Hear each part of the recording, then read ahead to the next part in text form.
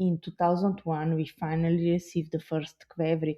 Josko in 2000 traveled to Georgia to see if someone was still making amphoras because there was no market for amphoras. So he went there. He found some amphora producers and has been able to organize the shipping from Tbilisi to Oslavia. So in May 2000, he was back dreaming about having the vintage 2000 fermented in Qvevris. He was wrong because the first truck with 11 amphoras arrived only in November, which was after the end of the harvesting. But even from 11 amphoras, 9 were completely broken. Oh, my goodness. Yes, it was a nightmare. But Wow. he went back, found that he bought more amphoras. So in 2001, we had the first fermentation in amphora, but only in 2006, the whole production was then fermented in Qvevri. Fascinating people with stories to share, fabulous wines and the best local foods to accompany them, and beautiful places to discover and visit. All of this and more on Wine, Food and Travel with me, Marc Millon, on the Italian Wine Podcast. Join me for a new episode every Tuesday. Welcome to Wine, Food and Travel with me, Marc Millon, on Italian Wine Podcast. Today we travel to Friuli Venezia Giulia, to the small wine comune of Oslavia in the Collio wine zone, virtually on the national frontier between Slovenia and Italy, to meet my guest, Mateja Gravner of the acclaimed and iconic Gravner winery. Buongiorno, Mateja. It's a real pleasure to meet you, and many thanks for being my guest this morning. How are you today, and is it a beautiful day in Oslavia? Buongiorno, Mark. Hi, everyone. Thank you for inviting. Yes, it's a super sunny day. It's a wonderful end of April. We are having now pretty good weather, despite in the last night we had a little bit low temperature. So let's see what the next week will be. Often by the end of April, beginning of May, we have some, we call it in Italian, coda dell'inverno. So the last part of winter coming out, but it shouldn't be too dangerous. Let's hope we'll be in an affordable low temperature. Okay, yes, I know this is a risky time for wine growers as frost can be so damaging, but fingers crossed that doesn't happen for you. When I was with you just a few weeks ago, it was so beautiful and the wildflowers were out, and it almost felt like we were in full spring, and not long before we'd be into the really hot weather. But these months are uncertain. Certainly here in England, we have the weather changing almost by the hour sometimes. Now, Mateja, you know I've been a fan of Gravner wines for many years. I recall tasting amphora, as it was called then, sometime in the early 2000s, I guess. And it was such a revelation, the amber color, the texture in the mouth, purity of the wine. And it was one of the wines that inspired me to write my book, Italy in a Wine Glass. Bolla Gialla is actually the final wine in the book, in my chapter, Back to the Future. So firstly, thanks to you and your father for what you created and have brought to lovers of Italian wines around the world. Thank you very much. Thank you. Actually, my father couldn't live with the idea that his best grape was not giving him the best wine. And this is the reason he started searching, and he spent the biggest part of his life searching what was he doing in the wrong way. Oh, that's so interesting. And this is the story I really want our listeners to understand, the evolution of the work of your father Josko over these past decades. But maybe we could go back even further, Mateja, to when your family came to where you are now. Was it 1901 when Oslavia was, I think, part of the Austro-Hungarian Empire? Is that right? And later, where you are became part of the Kingdom of Yugoslavia and only part of Italy in 1945. Are my dates correct? And more or less, because yes, in 1901 we were part of Austro-Hungarian Imperium. After World War One, between the two wars, we were part of Regno d'Italia. Actually, Ah, often okay. people forget that Italo-Yugoslavian border at the time was about 40 kilometers eastern compared to the today ones. Just to give a village, many wine lovers know Vipava was at the time part of Italy, or Regno d'Italia, which was not the today's republic, of course. And this is the reason people in our area change passport without changing the home many times in their life. So we were at the beginning we were part of the Austro-Hungarian Imperium, then Regno d'Italia, and still today border frontier we are part of the Italian Republic, despite some of our vineyards are on the Slovenian side. Again, today Slovenian side, until a few years ago this was Yugoslavia. But borders are almost never natural. Border or frontier, it's a human invention, which is still today in 2026 not very gentle and never polite.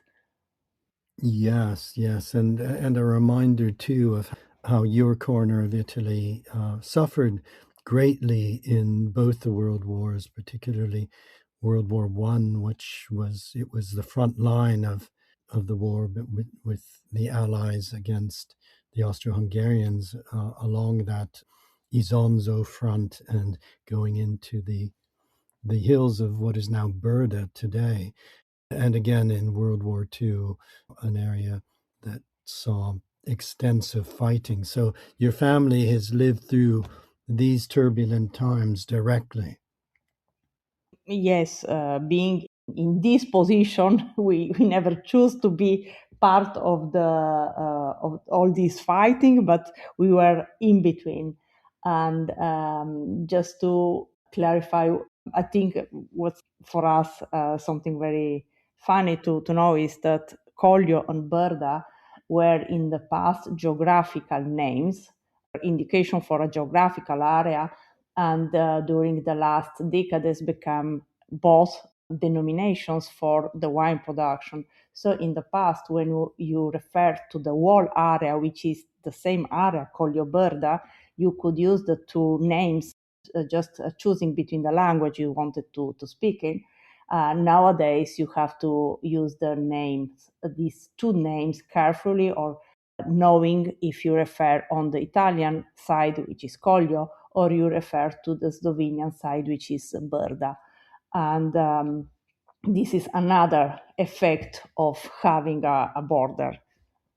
Okay, okay, that's really interesting to know because it is you are so close to the frontier and the hills we look across to seem identical. The grape varieties are the same generally, and so it is very important to realize this Collio Berda is a single wineland. Now, you mentioned the story of your father's evolution of wines, but that goes back really to his grandfather and the wines your family were making back in 1901. Is that right? Exactly. At the time, we were just a normal farm. My family used to produce grapes to make wines, but even we had quite a lot of fruits, mainly cherries and apricots. This is a pretty known area for cherries and apricots. We had some cows, some pigs, and of course, vegetables. This was just a normal farm. This was quite normal life in this area until the late 50s, when the society changed quite a lot. Even farmers get a bit more specialized. And even we often forget this, but the society changed. My father is the fifth child after four sisters, and my aunts are the first generation of country born women attending not only high school but even college, which is, of course, positive. But this had an important impact even to the family, on the family, because in the past it was normal to have big families working together, eating together, living together. And these pictures we have from the early 30s, 40s, 50s, with many adults, let's say 6, 8, 10 adults having lunch together and a bunch of children, were in the past in the countryside the normal idea about family. When more and more women started studying and having work outside the house, so not the being only the housewife, the family became what we nowadays consider family, which means one or two adults and few children if they were, and the needs changed deeply. Consider this: in the past was not only expensive, but was even absolutely not worth to have bottled wines, because people were drinking every day. They were not drunk, but even having just 2 glasses of wine per person, having 10 adults, it's really not worth to bottle the wine. So bulked wine was the everyday wine. And when the family became much smaller and people started working far away from family, they were not coming back for lunch every day. Children started going to full-time school in the 60s, 70s. The everyday lunch changed completely and was not anymore spent with the whole family. So just to consider this, in the 60s in Italy, more than 70% of wine was sold bulked. In the early 80s, less than 20% of wine was sold bulked. It's not only a matter of quality, even bulked wine can be very well made. Of course, it's difficult for a normal family to preserve bulked wine for a long period, but this is a very quick change and challenge, and not every producer, not every farmer was ready or wanted to jump in this progress or this change. Um, this is the period in Italy we lose many small wineries, but in few years, new, often younger people restarted, and my father was one of them. He studied winemaking. My grandfather used to make most of the wines which were sold bulk. Josko started bottling in the 70s, and in the early 80s, with the early 80s, he started following a little bit more the market. He started introducing the new technology, which was supposed to be necessary or compulsory to have in order to produce high quality wines. A new super performing pneumatic press, new filters, and so on. The first concern Josko had was this: why and how did it come that technology is so important to have quality? If technology is the main point in considering quality, then probably the product you work with, the raw material, is not so high quality. In the 80s, he moved to small barrels. It was the big fashion of the French small barrels, 225 to 128 liters, and he made it in his own way, not in the average Italian way, which was the wines were completely fermented in this small cask for the whole first year, and the second year of élevage in stainless steel tanks. So white wines, they were bottled after at least 2 years of time. Most of the white wines were bottled at the time just few months after the harvesting, let's say in the early spring. He wanted the wine have much more time to get ready for the bottling and for a much longer period in aging, even in bottle. In the mid 80s, he went for the first time to California, to Napa Valley, because he was very curious. He traveled all around the most known wine areas in Europe, and he was curious to see what was happening outside Europe, or mainly in the so-called New World, which is not exactly New World, but in Italy we still call these countries the New World of wine. He was curious to see why were they so in fashion and what they had and they were able to provide that we were absolutely not able to give. Why were the European and Italian wines at the time supposed to be so old, but boring old, not antique or vintage old, just boring old? And most of the customers were not caring about, they were not searching about this kind of wines, this style of wines. He learned many things and experienced many things in California, some very positive, some very challenging, because they during this trip they tasted a Sauvignon with added aromas, and he couldn't get the point. Why should we change and influence so deeply a natural product which he believed was the wine? So when he was back and mom asked him, "What did you learn?" The first answer was, "What we never have to do." Yes. Because he thought that the progress was going so far away that wine became just an industrial product. And there is no point in this, because it's true that progress should be something which is bringing benefit for everyone, not just shortening or decreasing the cost for the producer. A real progress give an advantage to every part of the market. But in this trip, they visited even a completely organic winery, and we never talked about this. In our area, we still have a quite nice biodiversity. It's not only vineyards, we had still fruit, we still produce some vegetables, we have a lot of forest. What Josko understood was that we have to care about it. It's done, it's not we humans made it, but probably we have to take care about it because it's not able to survive if we day by day try to destroy the nature. He started reconsidering the vineyards because what he noted was that having these high density vineyards, we went over 8,500 vines per hectare. So every single vine had just a little bit more than 1 square meter to survive.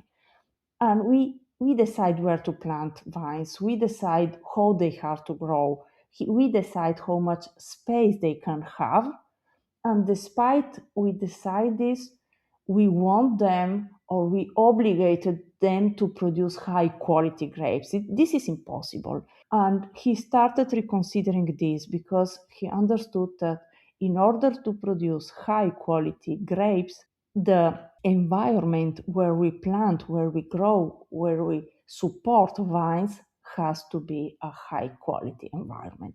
So, what he started doing was to bring back diversity, a lot of biodiversity in between the vines. Our vineyards are nowadays not only vines, we have a lot of different trees. From some of them are productive, like olive trees, instead of many different fruit trees, let's say cherries, apricots, peaches, pears, persimmons. Some of them we eat, some are for making jams. They are not giving us an income, but it can rely only on income in farming. Another thing we noted was that we had less and less birds. It could appear stupid, but if birds have no place to build their own nest, they are not able to have babies. So we studied which kind of birds used to live in our area, and we introduced artificial nests in order to support them. Often producers or farmers are scared about birds because they say birds they eat fruits, they damage the production, which is not exactly true, or better, birds eat fruits when they are thirsty. We are in the corner of Italy with one of the highest rainfall during the year. We are between 1,300 and 1,600 millimeters of rain per year, which is close to Bordeaux. So not exactly, which is not supposed to be the idea we have about the sunny Italian side, but we have the same number of sun hours per year as Tuscany has. This is a wonderful combination for the nature, for humans, but for diseases as well. Going back to the point, for birds, it's not difficult in our area to find enough water to support their life. So it's true that they eat a little bit of the production, but it's not a huge economical damage. So supporting birds to come back means that we have even someone fighting against insects. They could be dangerous for our production. So supporting birds means that we don't need to spray against insects. And the last thing we have in each one of our vineyards is that we have ponds. Often people visiting us call them lake because we all have this wrong idea about ponds. Ponds bring us to idea of dirty water, full of insects, sometimes frog, but not exactly a pleasant environment. And a live pond has, of course, a lot of water, a lot of insects, but a lot of frogs. They control the number of insects. And as I just told you, we have a lot of birds. They go to the pond in the morning to take the first bath. They eat insects. They stay in the area because they find in the same area everything they need to survive. And this helps us to reduce the human impact on the environment. When we finally got clean grapes, because Josko moved slowly to an organic production, when we finally got clean grapes, there was the other question I introduced at the beginning of this interview, which Josko couldn't answer, and was how is it possible that with the best grape we are able to produce, we are not making the best wine? Why we refer to Ribolla claiming it is the best grape we can produce? Ribolla is grown in this area since more than 1,000 years, has had more than enough time to adapt to this area. It's the grape, is the vine which follows in the last years, the challenging climate we have. It's a grape which has a pretty long ripening period, get ripe by October till November, has a little bit bigger berries, but has a very crunchy skin. It's a funny wine, it's a funny grape to eat when it's ready, because most of the wine grapes, once you bite the skin, you just have the juice and a little bit of taste, but there is nothing to bite, to chew. Instead of Ribolla, you preserve it. You preserve the skin in your mouth, chewing, to have the complexity of the taste. And when Josko understood this, he started studying the history, and he learned that in the past, most of the wine, we are speaking about thousands of years ago, all the wines were fermented on the skins. People were not able to separate the skins from the juice or the juice from the skins, and all the wines were fermented on the skins, so macerated. He studied that the origin of the winemaking was in amphoras, different kind of amphoras referring to where geographically you were located. But in the last centuries, we mainly lose the use of amphoras, because the main tragedy of amphora was or is that it's very fragile. So it was impossible to transport it. During the Middle Age, most of the amphoras were substitute, or they were most of producers started working with barrels or cask, wooden cask, because it was much easier to transport them. Think about long transportation on the road or on ships. Wood has a lot of troubles. You have to really choose the tree. You have to dry it in a proper way to have it dry enough, but not too much. It's very easy to have bacterial or fungus infecting wood. For this reason, for centuries, many wines were either addicted or with added alcohol, because higher alcohol was embedding the microorganism life, or even it was usual in the past to add some honey or other things, or sometimes even herbs. sometimes even to hide bad smell and bad taste of wine. Amphora doesn't have all these troubles, but the fact that it's fragile, which means that you could lose the whole production, impacted so deeply that during the Middle Age, the amphora was mainly not used anymore, and most of people started using barrels. Josko was curious about amphoras, and through a friend of us has been able to find one. So we had the first taste in amphora, the first fermentation in amphora in 1997. Actually, 97 was a challenging year for us because in June 96, so 1 year earlier, we had two incredible hailstorms, which in less than 24 hours, the first one on June 90th, the second one the day after on June 20th, we lost the 95% of the whole production. Josko bravely decided not to buy grapes, not to buy wines. He wrote a letter to every single client apologizing that he was not able to produce the vintage 96, asking to be patient, hoping to produce the 97. In 96, we produced about 1,000 kilos grapes. The average production at the time was about 35, 40,000 bottles. So 1,000 kilos, it's just 600 bottles. But with these grapes, he made the taste about the fermentation. There was ribolla fermented on the skins and without skins. And the other taste was fermented with the selected yeast and fermented with the natural, not selected yeast.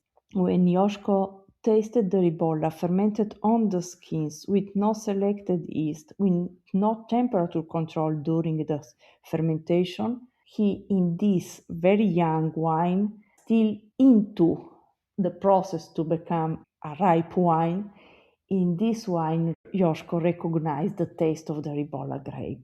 And for him, this was the answer. This was the future.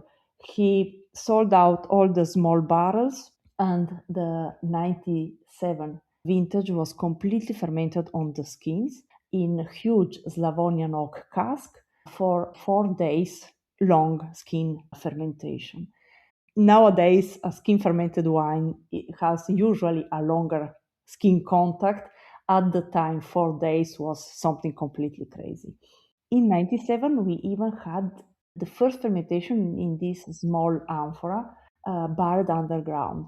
Actually, the name of the vessels we use, they are clay vessels, barred underground. The technical name is Qvevri because we use the Georgian one, but Josko started calling them amphoras. So the name is not precise because technically the name is Qvevri. He decided to use amphora because at the time no one was knowing what amphora was. Qvevri was mainly impossible. By the way, you probably you know, and many people understand this just seeing our names. We are Italian citizens, but we speak Slovene at home, so we are part of the Slovenian minority in Italy. And if you translate Qvevri from Georgian, in Italian, you would write with Q. If you write it in Slovenian, you would write it with K. So for us, it was even controversial which one we should to choose. And we decided not to choose and to use the name amphora. To be precise, amphora is the name of the group of the vessels made in clay, and you have different ones. It's not only the shape, it's even the volume. Usually, Georgian Qvevri are pretty big. They can arrive even to 3,000 liters. The ones we use are between 1,200 and 2,800 liters. And the clay, it's very teeny. Despite the volume of the Qvevri, the body has clay between 2 and 3 centimeters. This is one of the reasons the Georgian Qvevri have to be buried underground. And this process has many effects on wine, on the winemaking, on the fermentation. Because, of course, if you have a big Qvevri with just a protection of 2, 3 centimeters, the pressure the liquid put on the walls could break the amphora. even more during the fermentation. But having the amphoras or the qvevris buried underground, the temperature produced during the fermentation is controlled directly by the soil, by the ground around the amphora. And this was what Josko felt in love with, because it's not anymore our decision at which temperature and humidity every single grape has to ferment at, but it's a direct consequence of the vintage. In a warm summer, we have grapes coming to the winery, to the cellar, finding a similar temperature and humidity they used to grow and to ripe at. In a cooler, rainy vintage, even the temperature in the cellar is lower. So it's the wine deciding for itself. Of course, our job is to produce the best grapes we are able to, the healthiest, the ripest. But after this, the grape is able to follow the natural transformation to become wine without our help. It's just we control. Of course, we are there every day, but it's exactly like growing a child. You can't decide the character, the personality. What you can do is to help the growing child to express his best potential and to do it in the wisest way. And this is what we feel about the grapes.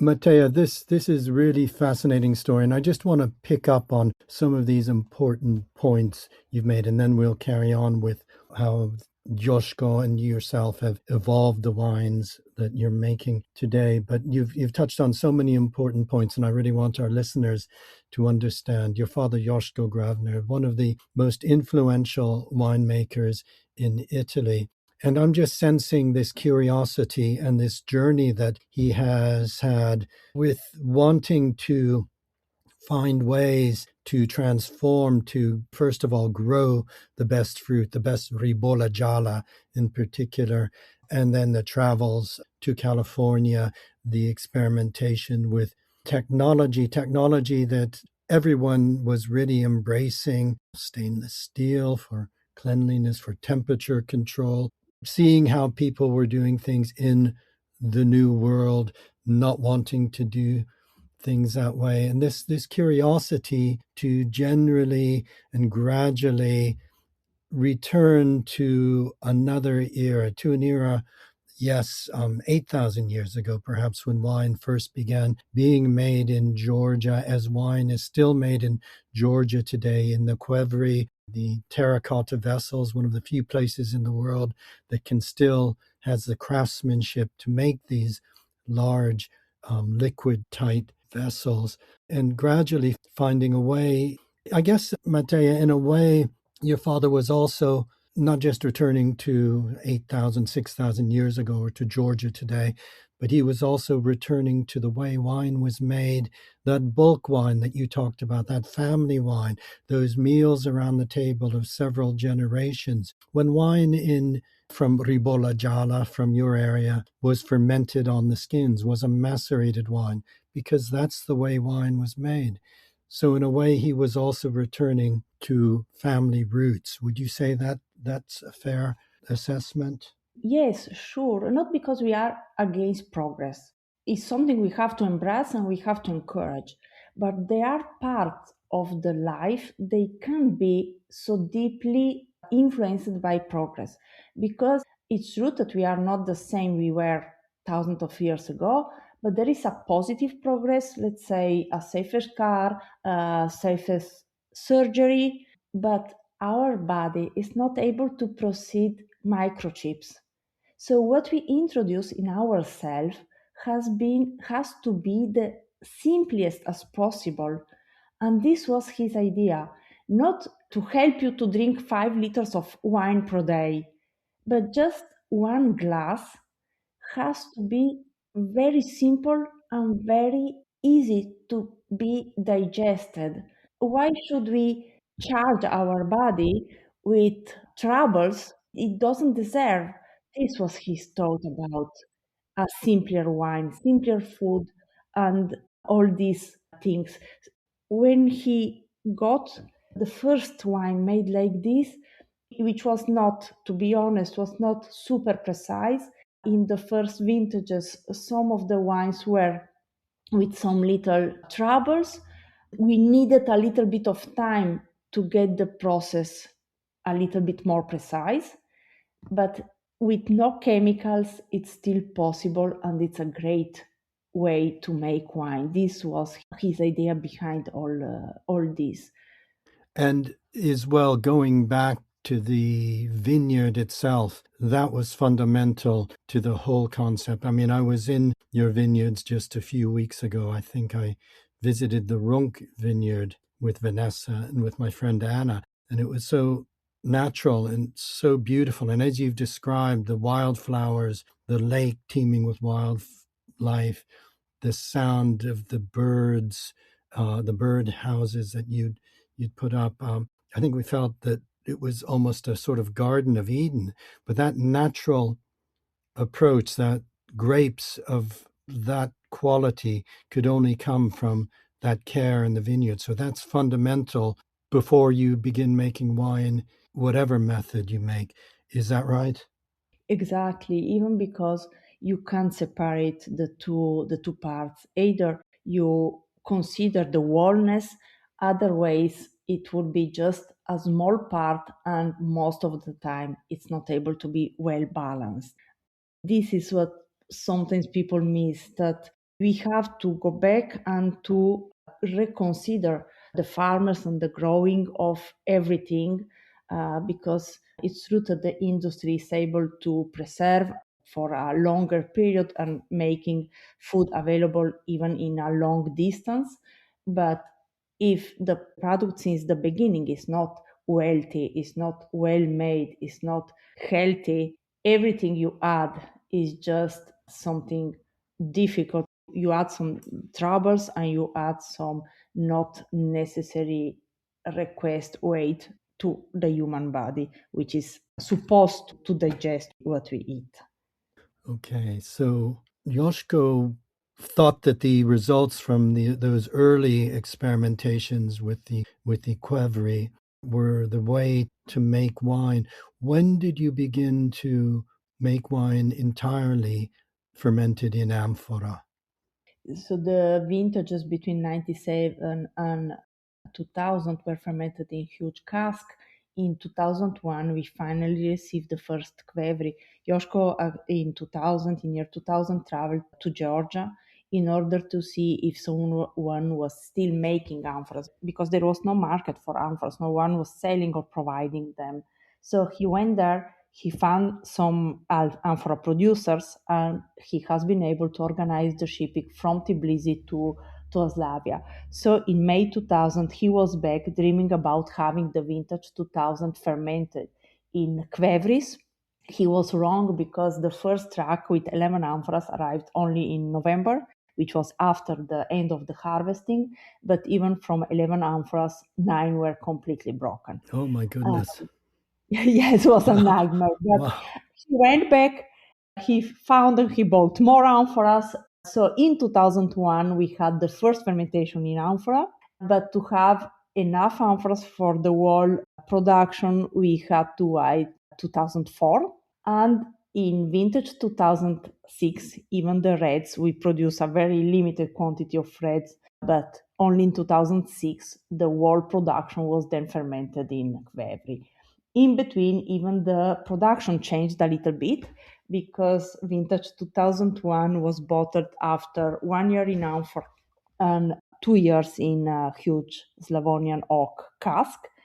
But when we released vintage 2001 in 2005, we understood that we made a big mistake, because amphora fermented wines, Qvevri fermented wines are slower. There are wines that need a little bit more time to get ripe, to get ready. And what we started doing was to increase the period in cask. But this is a bit controversial, because we survive selling wines. We don't have other incomes. So not selling wines for a few years was for us impossible, even because all our wine is made like this. It's not just a selection. The 100% of our wines are fermented in Qvevri. So we increased the élevage vintage after vintage. So we arrived to bottle the vintage 2007 in 2014, which is still what we do today, which means that once we harvest the grapes, we quickly crush them, and the grapes stay for between 3 and 5 months on the skins in Qvevri, back to Qvevri to finish the first year of ripening of élevage, and 6 whole years in a huge cask before bottling. We believe that wine has to be bottled once it's ready, once all the chemical process are finished, when most of the sediments are able to fall down little by little slowly in huge casks. So we are able to bottle wines with any kind of physical or chemical filtration, but the wines are brilliant, clean, ready for being bottled. It's extraordinary process of making wine at Gravner. First of all, the lengthy maceration on the skins for months on the skins, followed by the aging in the old large barrels for, well, 7 years in total. As you say, that must have been a commercial nightmare in the early years to just survive. But your father obviously has such strong beliefs in what he wanted the wine to be that he was determined to make the best wine he could. Is that right? Exactly. No one obligated us to make wine. We are not chosen by God to be the wine providers for everyone. So we decided to do it. We decided to increase the élevage period. Of course, we made it in a affordable way, which was we postponed the bottling 6 months, 1 year every vintage. And in this way, little by little, so the 2001, as I told you, was released after 3 years, but the 2002 was released after 4 years. And increasing it step by step was something we have been able to manage. The idea was exactly this, to provide the final customer a wine which was ready to be enjoyed. Often we drink wines, they are very, very good, high quality, but you have to wait the bottle to be ready for 5 or more years. We believe that this is the winemaker job. The winemaker should provide this. It's like the difference of going to a butcher or a restaurant. In a restaurant, you don't have your steak just put on the plate with no cooking or whatever. And the same difference, we believe it's a winemaker. So we provide you something, and your freedom when you pay for it is to decide by yourself what to do and when to drink the wine. If you prefer the wine very, very ripe, you can wait. It's not compulsory that you, once you have the bottle, you open and drink it. But from the other side, it's not compulsory that you have to wait because the wine is not ready to be opened. You probably know statistically around the world, when a bottle is bought by a private person, in the next 24, 36 hours is opened. So if we provide bottles, they are not ready to be enjoyed. Most of the bottles, most of the wines are drunk not in an ideal situation. Of course, of course.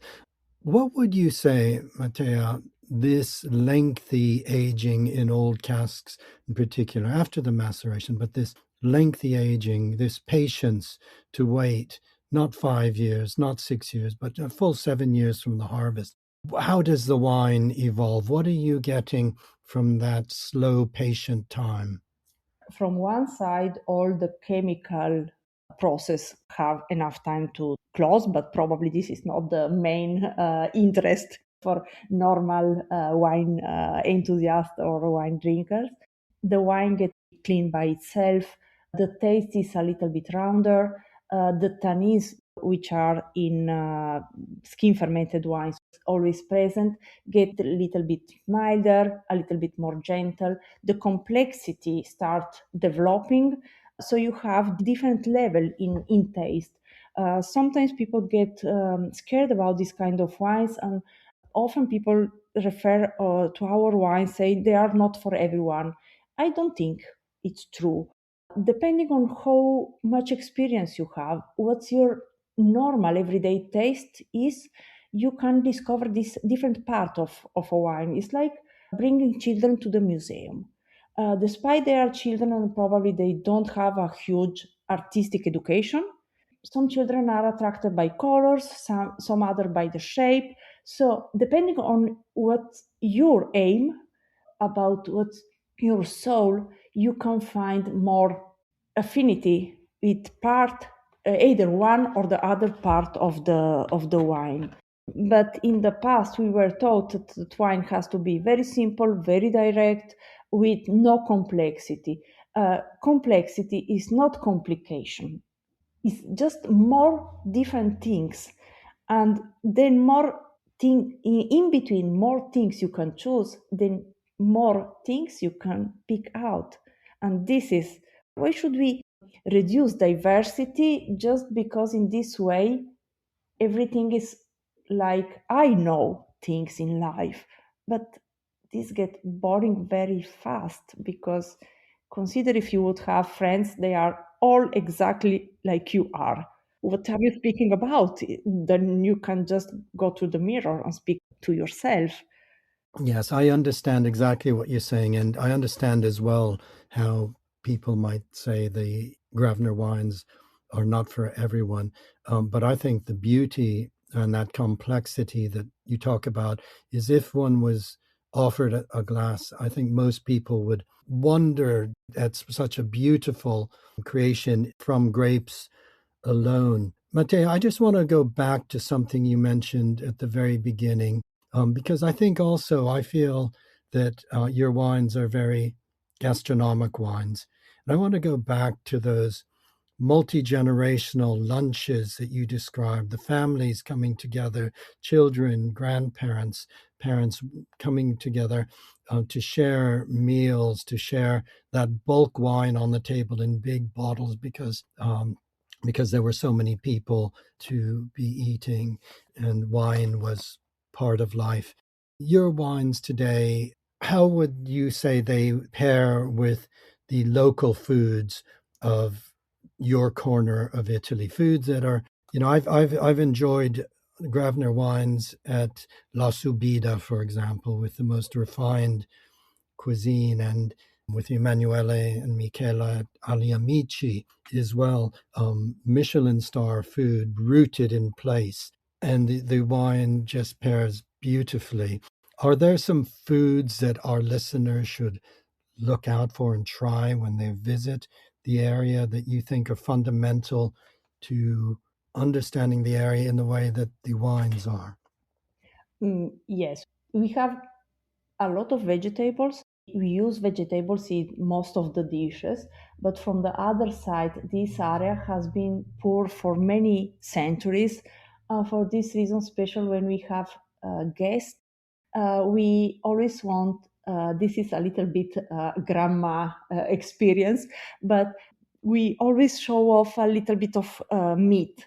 So despite being white, it's a wine you compare even with meat, but I would suggest to have, especially in winter, soups. We have a lot of local soups, they with vegetables like even iota, or we have a lot of frittata. There are eggs are like huge omelets with a lot of vegetables inside, and sometimes even a lot of local herbs, especially in spring. This is the season of wild herbs, but even fish, raw fish, or even important fish with sauces, and of course cheese. Not to mention all the first courses, pastas, risotto, mainly with vegetables or herbs. What one of the reason our wine has been so quickly beloved by many restaurants was the fact that they don't need the perfect pairing. It's pretty easy to pair with many different dishes, especially in the past when having wines by the glass was not so common. Okay. Mateja, I was so delighted to be able to finally make my way to Oslavia to visit you a couple of weeks ago. And it was a real delight to feel the vineyards and to see the cellar with the amphora, to see the new outdoor cellar of amphora as well, and to gain a much deeper understanding of how the wines are made and why the decisions are made that you and your father and your son now too. Is that right? Your son is working with you. Um, can our listeners who may be keen wine lovers but also wine professionals, can they visit Gravner Winery? Yes, we are open for visits. You should apply from our website, gravner.it. There is a section called Meeting Us, and you apply from there. You need to have a little bit of luck and a little bit of patience because, as you have seen, our cellar is pretty small. So we maximum accept 5 to 6 visitors per day. We can join different groups, but mainly when we decide the first visitor is asking about a language, we provide visit in just one language. Let's say today we have some visits in Italian, but yesterday were in English, and so on. So then more information you give us, then easier it is for us to try to fit in your visit in our everyday schedule. Okay, and as long in advance as possible, I imagine. Yes, it's a huge help. Okay. Well, Mateja, thank you so much for sharing us the fascinating and important story of one of the most influential wineries in Italy, Gravner. It's been such a pleasure meeting you here, and I really hope we can meet in person sometime soon. But in the meantime, grazie mille. Grazie, Mark, and see you soon. See you soon. Thank you. Buona giornata. Ciao, ciao. We hope today's episode of Wine, Food and Travel with me, Marc Millon, on the Italian Wine Podcast has transported you to somewhere special. Please remember to like, share, and subscribe wherever you get your pods. Likewise, you can visit us at italianwinepodcast.com. Until next time, chin chin.